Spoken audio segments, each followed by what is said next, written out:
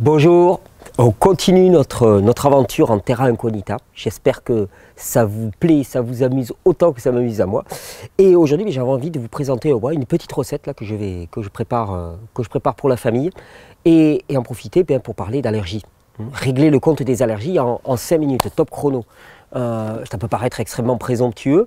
Et pourtant, c'est ce que je prétends qu'on pourra faire si on comprend exactement qu'est-ce que c'est que ce phénomène d'allergie. Or, les allergies touchent de plus en plus d'enfants actuellement, d'adultes aussi, mais d'enfants. Ils sont allergiques, la plupart du temps, vous le voyez bien, aux fractions protéiques qui se trouvent dans les aliments. On te parle du gluten, on te parle des produits laitiers avec la caséine, on te parle des arachides, on te parle des amandes. Et puis si l'allergie, elle augmente, ils peuvent devenir allergiques à peu près tous les produits.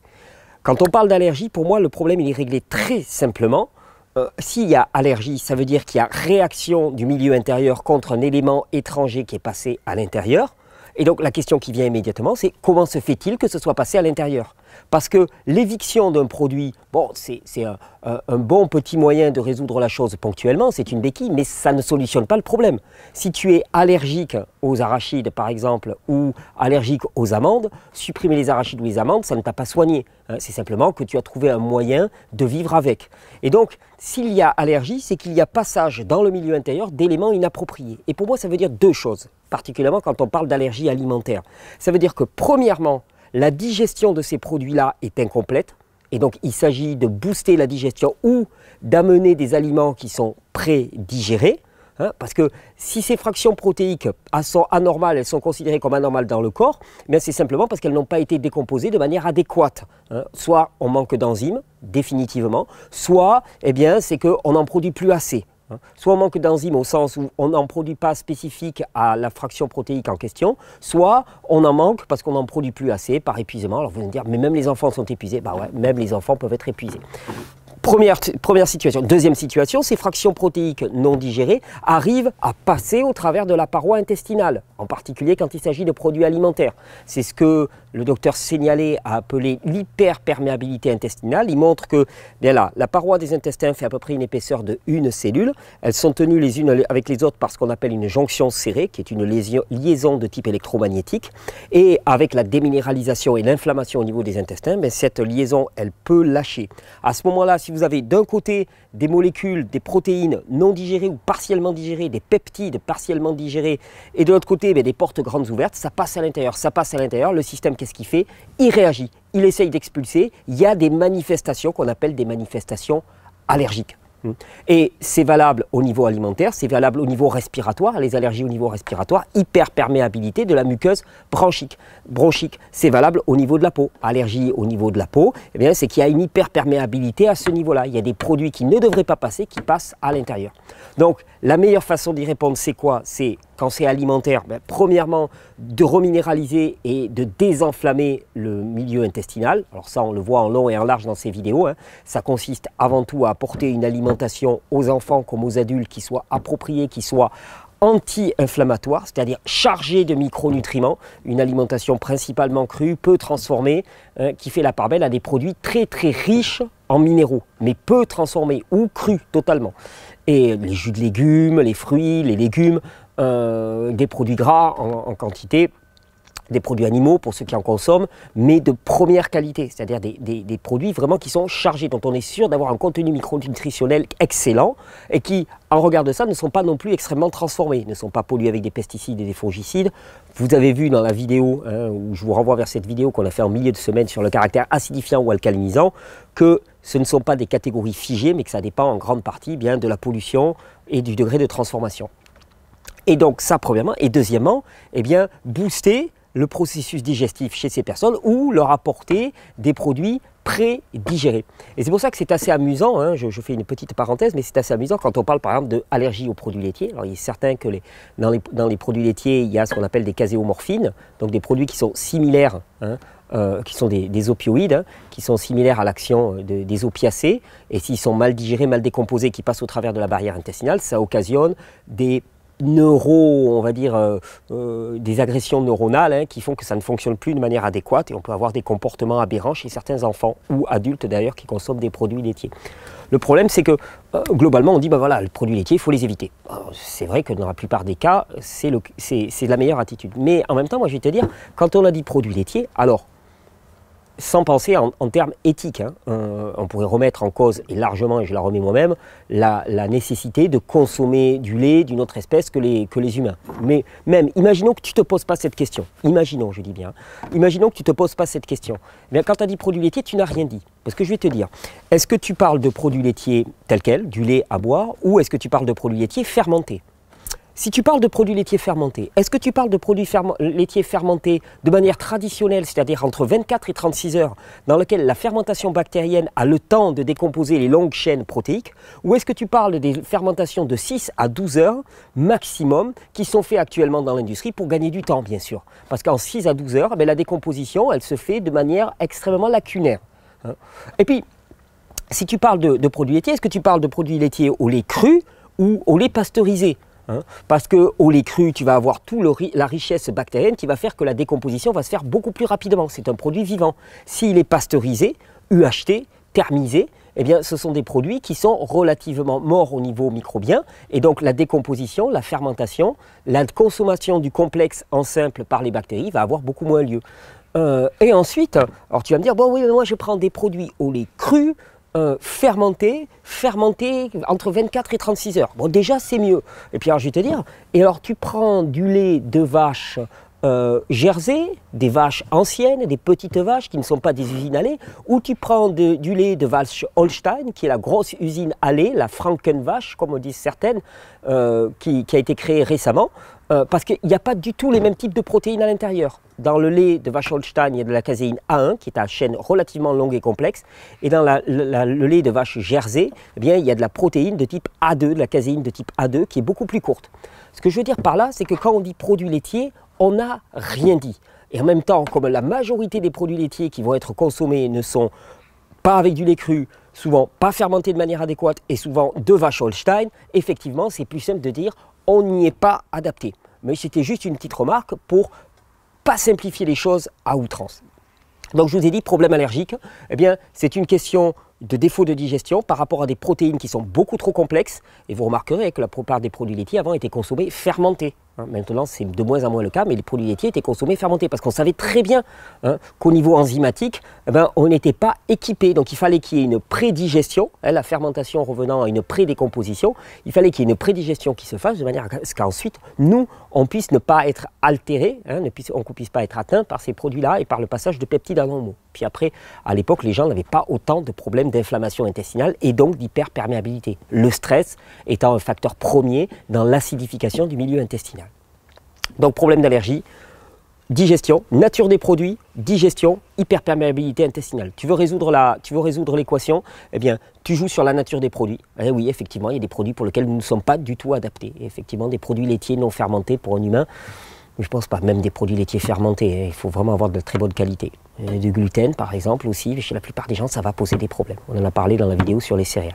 Et donc, ensuite, eh bien, la digestion, booster la digestion. Mais booster la digestion, peut-être faire un travail de fermentation préalable. Et ensuite, eh bien, désacidifier le milieu intérieur. Aujourd'hui, j'avais envie de vous proposer une recette de yaourt. Ou quasiment, ça y ressemble. Un yaourt pour les enfants, et un yaourt qui est très facile à réaliser, qui va vous permettre de varier les goûts tout le temps, qui va vous permettre d'avoir une palette de saveurs qui va vraiment être extrêmement séduisante pour vos enfants et qui vont avoir l'avantage d'être nutritifs et très peu allergisants. Pourquoi? Parce qu'on ne va pas utiliser du lait avec de la caséine très très longue, mais on va utiliser des graines de tournesol. Graines de tournesol, ça peut faire un yaourt, ça? Ouais. Surtout si on les laisse fermenter, le travail bactérien va produire un petit peu d'acide et il va y avoir ce goût acidulé typique des yaourts. Vous allez voir qu'on peut arriver à quelque chose d'assez sympathique. On utilise pour ça des graines de tournesol qui ont été trempées toute une nuit, puis qu'on a laissé germer. Celles-là, elles ont germé environ une journée. Donc dans une passoire comme ça, on les rince régulièrement. Il faut que l'odeur reste agréable. S'il y a une odeur de moisissure, c'est que c'est pas bon, c'est que ça a un petit peu trop macéré. Laissez-les à l'air comme ça, et puis vous les rincez 2-3 fois dans la journée. elles vont s'ouvrir, il va y avoir un germe qui va pousser. Vous pouvez vous dire que quand le germe a poussé, il y a une grosse partie du travail de décomposition qui a déjà eu lieu. Donc d'un côté, on va avoir nos graines de tournesol et ensuite, qu'est-ce qu'on va avoir? Eh bien, on va avoir tous les fruits les plus mûrs que vous puissiez avoir chez vous. Ça, c'est le bon plan. C'est-à-dire que, hop là, on a encore des petites ombres un petit peu rigolotes. Ça, c'est l'avantage aussi, c'est que si vous avez des poires trop mûres, des pommes trop mûres, des kiwis trop mûrs, des bananes trop mûres, des kakis pour le coup, là j'ai des kakis, rien qu'à les tenir, là, ils vont m'exploser dans les mains. Des kakis trop mûrs. Et puis chez nous, là, ils préfèrent les kakis... Ils préfèrent les kakis un petit peu plus fermes, les kakis pommes un petit peu plus fermes. Tous les fruits trop mûrs que vous pouvez récupérer ou que vous pouvez avoir chez vous vont être parfaits pour faire un yaourt. Et la recette, elle est toute simple. On prend ces fruits trop mûrs. Là, je crois que j'en avais un deuxième là, qui était particulièrement mûr. Ouais, celui-là. Celui-là était très très mûr. On prend ces deux fruits. Hop, celui-là, je vais le couper quand même en deux. Et on va prendre deux kakis et un troisième. Donc vous prenez ces fruits, oh, qu'est-ce que c'est bon ça le kaki.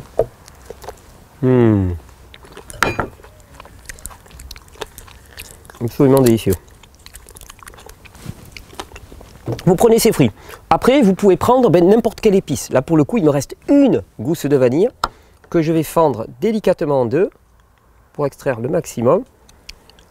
Alors vous pouvez utiliser des pommes, de la vanille, de la cannelle, vous pouvez utiliser des épices en poudre. On n'est pas dans les jus, il faut toujours utiliser les épices intégrales, pas en poudre, parce que dans les jus, sinon ça va rester pulvérulent dans le jus. Par contre, quand vous mixez comme ça, vous pouvez utiliser n'importe quoi comme sous n'importe quelle forme, ça va aller très très bien. Et puis on va utiliser un petit bout de pomme aussi. La pomme, ça le fait très très bien. Alors parfois il est nécessaire de rajouter un peu d'eau ou un peu de lait végétal ou un peu de jus par exemple pour avoir une phase aqueuse un peu plus importante. Là on va voir si ça va démarrer comme ça, je pense que oui. Vous pourrez mettre du gingembre aussi, du curcuma. Il est allumé? Ouais, il est allumé. On va voir si ça suffit à démarrer.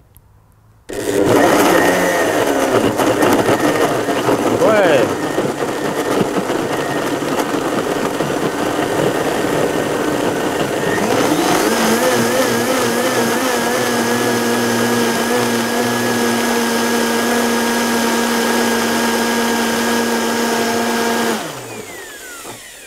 Allez, là on a notre préparation.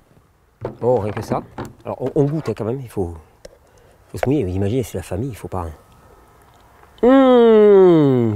C'est bon, c'est validé. Avec un petit goût de vanille. Et alors là, vous rajoutez des graines de tournesol suffisamment pour avoir une texture qui vous convient. On va pas trop le charger. Déjà, il est archi chargé. Moi, c'est ma spécialité de charger beaucoup trop les blenders.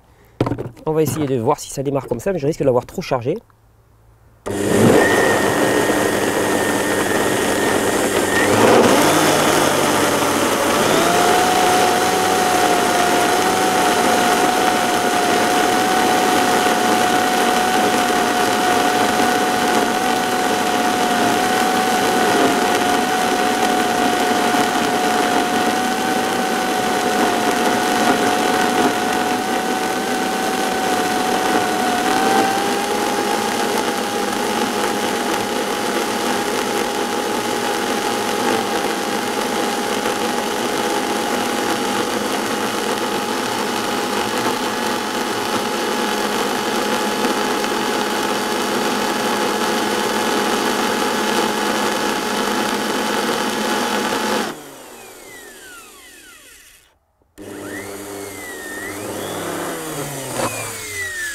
Allez, hop, bulle d'air.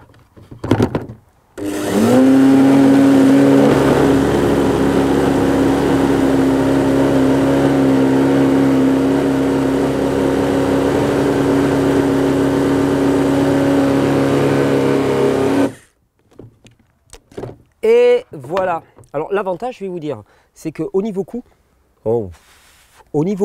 les graines de tournesol, ça vaut vraiment pas très cher, surtout si vous les achetez en gros. Vous pouvez les avoir à 3 €, 3,50 € le kilo.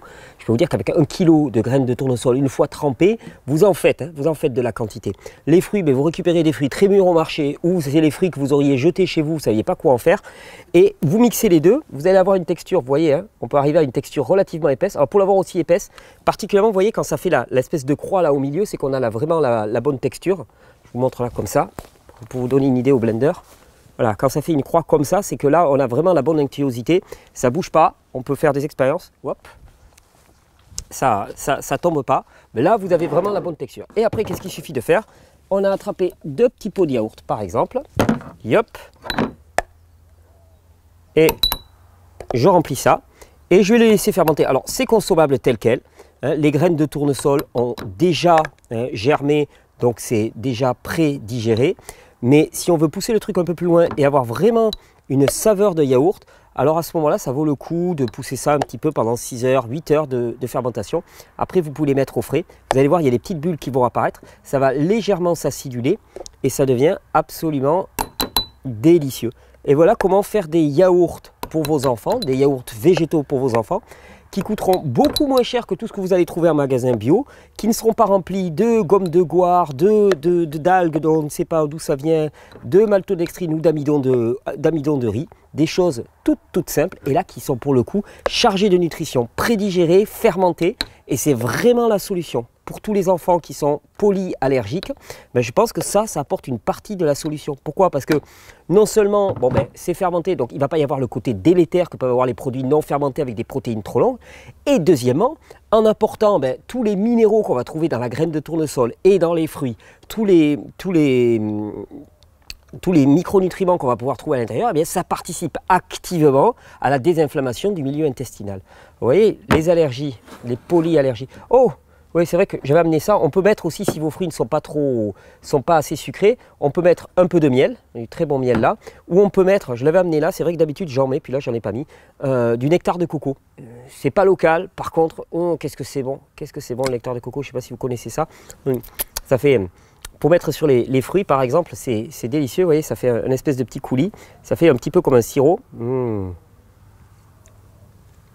Pour vous donner une idée de ce que ça donne, nous on l'utilise beaucoup, alors on l'utilise parcimonieusement, mais finalement la bouteille dure très longtemps. Dans les desserts, c'est excellent, ça fait une jolie petite touche et ça a une saveur, c'est une saveur un peu de coco concentré, hein. C'est de la sève de palmier concentré. Là, je vais le mettre un petit peu, regardez ça, un petit peu sur mes yaourts en déco et on va laisser fermenter. Et ça, on va le servir, on va le servir ce soir pour les enfants, ça sera absolument parfait. Mais vous voyez, c'est pas très compliqué de se réapproprier les rênes de sa santé et de commencer à prendre soin de sa famille et surtout comprendre que les problèmes allergiques ne sont pas quelque chose d'extrêmement compliqué à saisir. Ce sont des données qui sont simples à comprendre. Pourquoi est-ce que ça réagit? Pourquoi est-ce que le milieu extérieur expulse des produits? Premièrement, parce que ces produits ne sont pas aptes à passer dans le milieu intérieur. Et deuxièmement, parce qu'il y a une porosité qui permet à des produits anormaux de passer dans le milieu intérieur. On répond aux deux, on a réglé le problème, on prend soin de sa famille. Je vous souhaite une bonne régénération. On continue en terra incognita. On va parler d'ailleurs des enfants la semaine prochaine. On va parler du sommeil des enfants. Parce que ça fait partie aussi des bonnes choses pour se reposer et pour les parents aussi. Allez, bonne régénération.